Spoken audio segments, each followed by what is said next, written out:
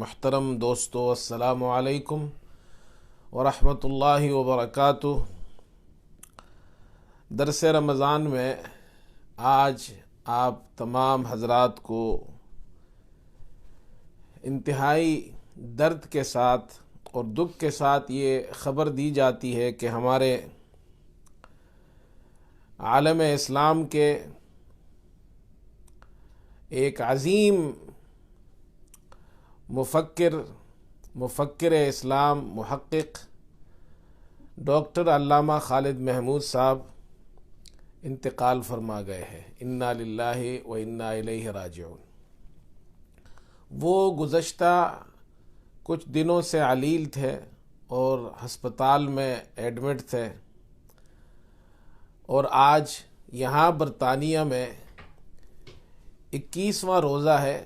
رمضان کا آخری عشرہ شروع ہو چکا ہے، اور اللہ تعالیٰ نے آپ کو رمضان کے مبارک مہینے میں اور پھر اس مبارک مہینے کے آخری عشرے میں آپ کو اللہ تعالیٰ نے دنیا سے آخرت کی طرف منتقل فرمایا۔ ہماری دعا ہے کہ اللہ تعالیٰ حضرت علامہ صاحب کی مغفرت فرمائے، ان کے درجات بلند فرمائے، جنت الفردوس میں ان کو اعلیٰ مقام نصیب فرمائے، اور ان کے تمام لواحقین کو، سب کو اللہ تعالیٰ صبر جمیل عطا فرمائے۔ حضرت علامہ صاحب، یقین جانیے علامہ کا جو لفظ ہے وہ علامہ صاحب پر ہی سجتا تھا اور سجتا ہے۔ وہ واقعی علامہ تھے اس امت کے، اور ایک طویل زندگی انہوں نے پائی، اور اپنی پوری زندگی وہ دین کی خدمت کرتے رہے۔ علامہ صاحب کے بارے میں یقین جانیے یہ بھی سمجھ میں نہیں آتا ان کی کس کس دینی کارنامے کو ذکر کیا جائے۔ وہ خود بہت بڑے عظیم عالم تھے، اور اللہ تعالیٰ نے ان کو عظیم اساتذہ عطا فرمائے تھے۔ علامہ صاحب کے اساتذہ میں علامہ شبیر احمد عثمانی رحمۃ اللہ علیہ، مولانا زکریا کھاندیلوی رحمۃ اللہ علیہ، مولانا شمس الحق افغانی رحمۃ اللہ علیہ جیسے نابغہ روزگار اور بڑے بڑے علماء ان کے اساتذہ میں تھے۔ ان کی علامہ صاحب کی پیدائش، جائے پیدائش لاہور ہے، اور انہوں نے پاکستان کے اندر بھی ایک طویل عرصہ گزارا، اور پاکستان میں سپریم کورٹ کے وہ جج بھی رہے، شرعی عدالت میں وہاں پر جسٹس رہے، وہاں پر ایک عرصے تک جج رہے، اور دین کی خدمت ہر میدان میں انہوں نے کی ہے۔ تصنیف کے میدان میں دیکھا جائے تو حضرت نے بہت سی کتابیں تصنیف فرمائی ہیں، اور دعوت و تبلیغ میں دیکھا جائے تو حضرت کا نام سر فہرست نظر آتا ہے، اور فتنوں کا مقابلہ ہو تو حضرت سب سے آگے نظر آتے ہیں۔ اللہ تعالیٰ نے آپ کو بیک وقت بہت سے میدانوں کے لیے قبول فرمایا تھا۔ آپ نے رافضیت کے خلاف اور بدعت کے خلاف، مرزائیت کے خلاف وہ ڈٹ کر مقابلہ کیا، دلیل کے ساتھ، حجت کے ساتھ۔ اللہ تعالیٰ نے آپ کو یہ قوت عطا فرمائی تھی، دلیل کی اور زبان کی قوت، قلم کی قوت، ہر اعتبار سے اللہ تعالیٰ نے آپ کو ایک کامل طاقت عطا فرمائی تھی۔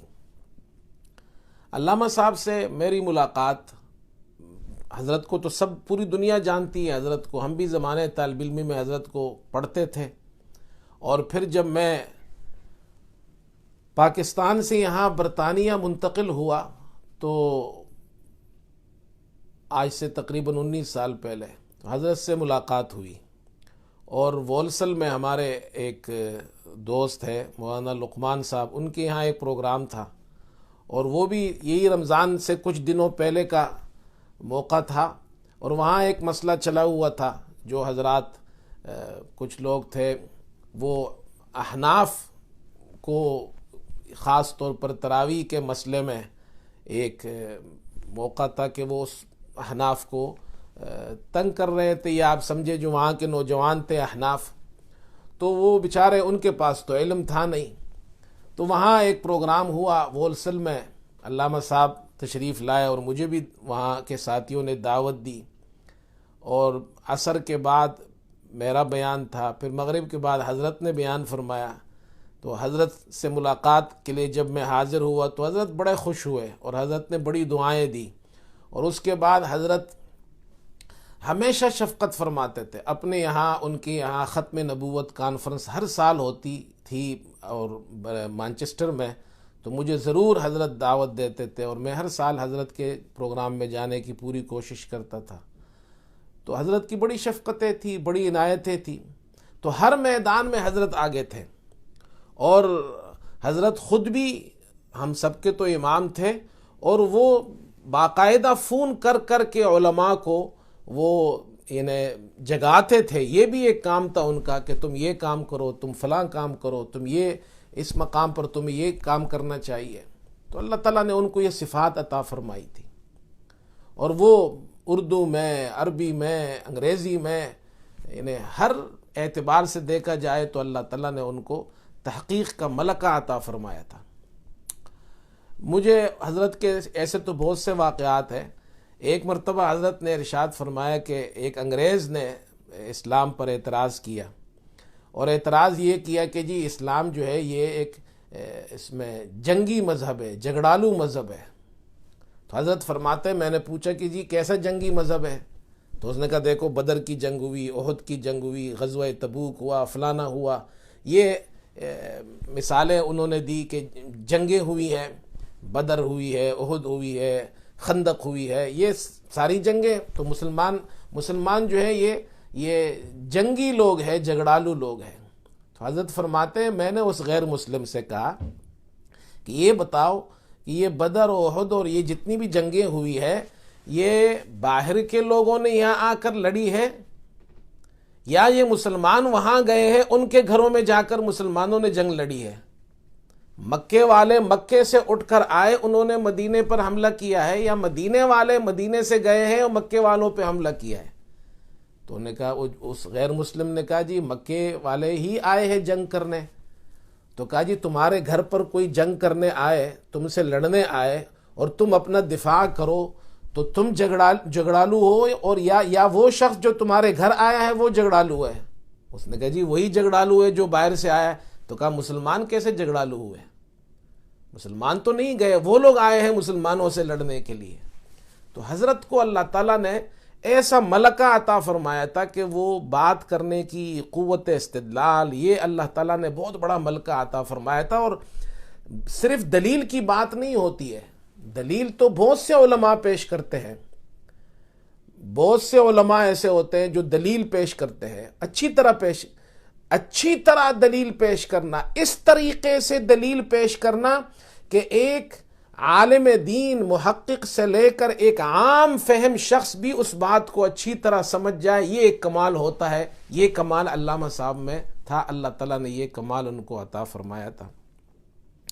تو حضرت بہت بڑا سرمایہ تھا ہم سب کے لیے، مسلمانوں کے لیے، امت کے لیے، لیکن دنیا سے ایک دن جانا ہے، اور ہر شخص کو موت کا مزہ چکھنا ہے۔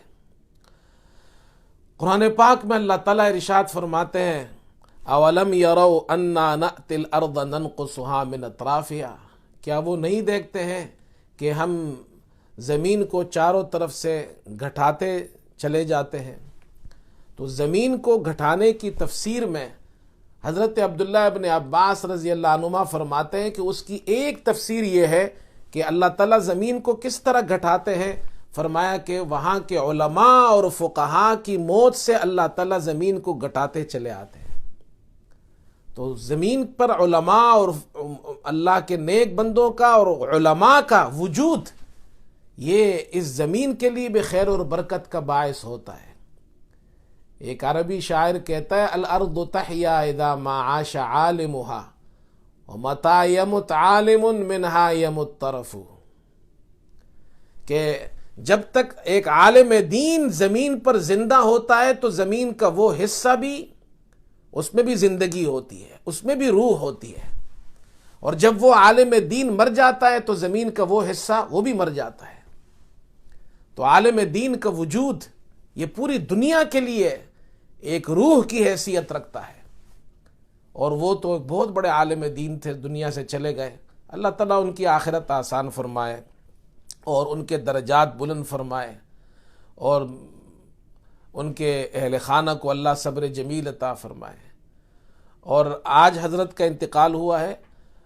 میری بات ہوئی ہے مفتی فیض الرحمان صاحب سے، جو حضرت کے خاص شاگرد ہیں، حضرت کے خاص معتمد تھے، حضرت کے بہت بڑے خادم سمجھ لیجئے آپ، حضرت کی انہوں نے بہت بڑی خدمت کی ہے۔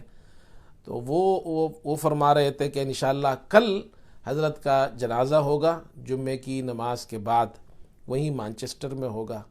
تو اللہ تعالیٰ نے یہ مبارک دن ان کو نصیب فرمایا۔ اللہ تعالیٰ ان کے جتنی بھی خدمات ہیں اللہ قبول فرمائے۔